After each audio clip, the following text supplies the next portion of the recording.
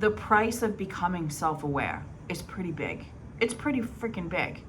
I mean, if you really want to know who your friends are, start on a self-awareness journey. Start on a healing journey. Hi. There is a huge sacrificial piece of becoming self-aware. It can be painful and sad and isolating. And to come out on the other side is truly a piece that is priceless and can't be found unless you go through it. But you don't hear people talking a lot about the sacrifices that we must make in order to get to that self-awareness. Welcome and welcome back to the channel. If you're new here, I'm Angie, and I've been on this almost 6-year-long ride of healing and recovery. I was a junkie for 17 years. I lost both of my parents within a 3-month period of time. It has been a trip.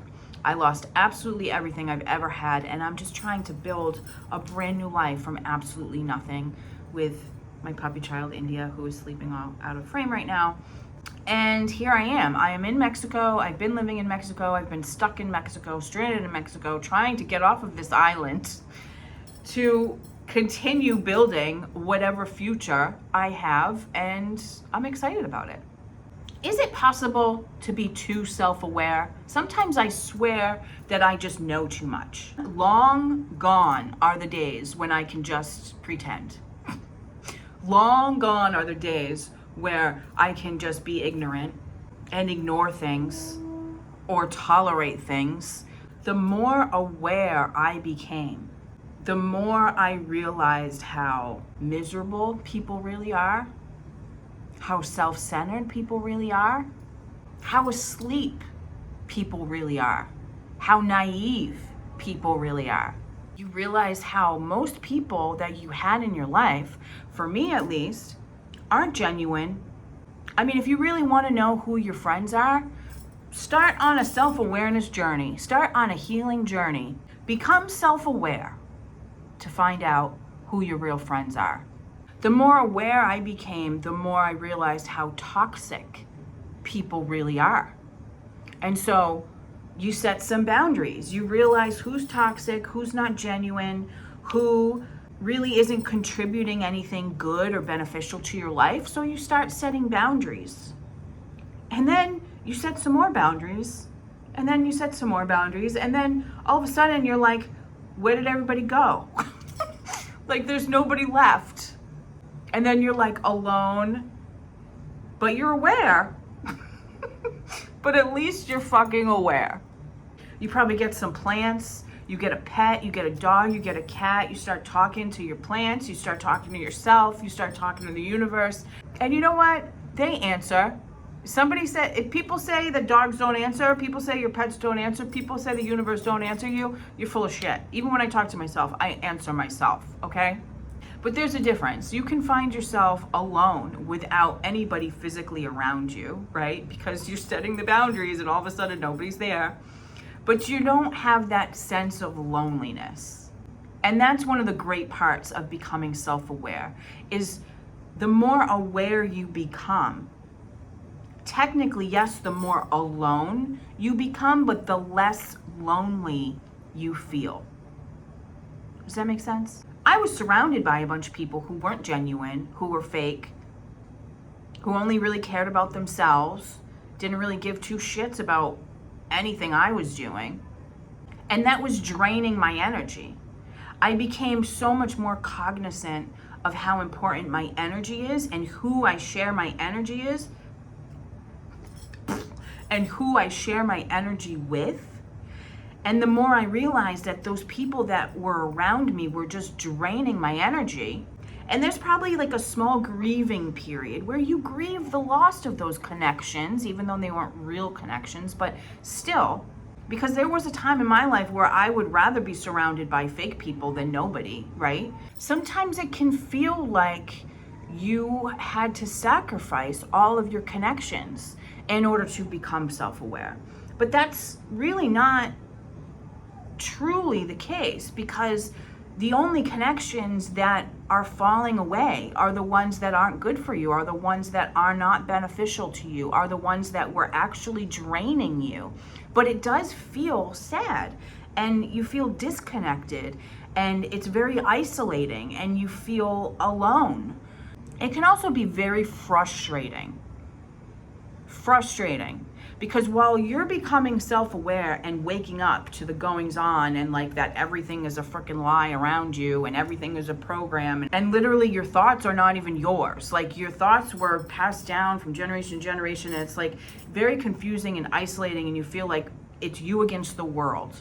But it can be very frustrating at the same time, because you're bearing witness to how naive most of the population is. You're bearing witness to all the crap and the lies that everybody is falling for. It's frustrating because you just want others to wake up like you're waking up, but you can't force that upon anyone. So instead, you're probably gonna feel like you're a little woo-woo. People are probably gonna call you crazy, and people are probably gonna think that you're like going off the deep end because you're speaking truth that not everybody is ready to hear. And to be honest with you, a lot of people don't want to hear the truth. They are perfectly happy and content because ignorance is bliss. You are so aware of yourself, you become that much more aware of everyone else, because you're witnessing how ignorant people really are, and how they continue to believe the lies and the facade, and how it's heartbreaking sometimes to see how many people are just continuously falling for the lies. It's like, really? Not you too. Sometimes I'll meet people, and as soon as they start talking politics, I don't care what side you're on. I'm not I don't, period. But as soon as they start talking one side of the, I'm like, really, bro? Like, no. Or just like regurgitating whatever the news is telling you. Like, no. I don't want to hear it. And that's another thing. My tolerance for small talk has completely diminished. The more self-aware, it's like, your body elevates along with your brain. So like, the more self-aware you become, the more intolerant your body becomes to all the crap and the ingredients and the junk food and the processed food and all the crap. Sometimes I'm like, I just really want to eat junk food. Sometimes I do. I just want to eat like 3 bags of chips, 3 slices of pizza, some French fries, some ice cream, some candy, and call it a day. But literally, I feel like such shit after. And I really can't explain this. I can't explain this, but the more aware I became, the less tolerant my body became to the shit. It's like my brain started rejecting the shit, and so did my body. I can't do that. It's like, I know I'm gonna feel it after. So if I do have crappy food or processed food, which is very rare because I don't even want it or crave it much anymore. But seriously, I was not prepared for that. I wasn't prepared for that. I have zero tolerance for fakery. Absolutely zero. If you come at me with some stupid conversation about the weather or whatever, some stupid small talk, I'm not having it. If I have nothing to say to you, I'm just gonna keep walking. I'm not even gonna talk to you, because I have zero tolerance for that. I can also like see right through you, right? The more aware we become, the more we can see. I can see right through you. Don't even come at me with any lies. Don't come at me with a BS story. Don't come at me with the whole manipulative kind of attitude, because I can see right through you. I can see exactly what you're doing. And I think that comes from my history and my past too, because you can't bullshit a bullshitter. You can't con a con artist. And I was the best of them. So please don't even try it. Don't even try it. But you also realize, like I realized, everything is a facade. Everything is a mask. You realize how many people, if not all the people, are just pretending. Nobody has anything figured out. I can see through what people are saying, and I can almost, like an X-ray machine, I can read your actions, your thoughts, your words, and kind of put it in this like mathematical equation that tells me how you're really feeling. So like, You can tell me that you're doing great until you're blue in the face, but I know if you're not. I know if you're not. And it's kind of funny because now that I love being alone, I would rather do things alone. I cherish my solitude. It's like I'm so used to it, I don't want anything else. Like, my social anxiety has seemingly skyrocketed.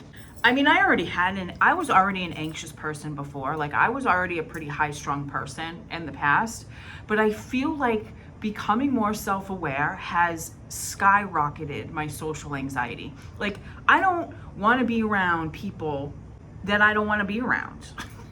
I mean, I choose to be by myself 90% of the time.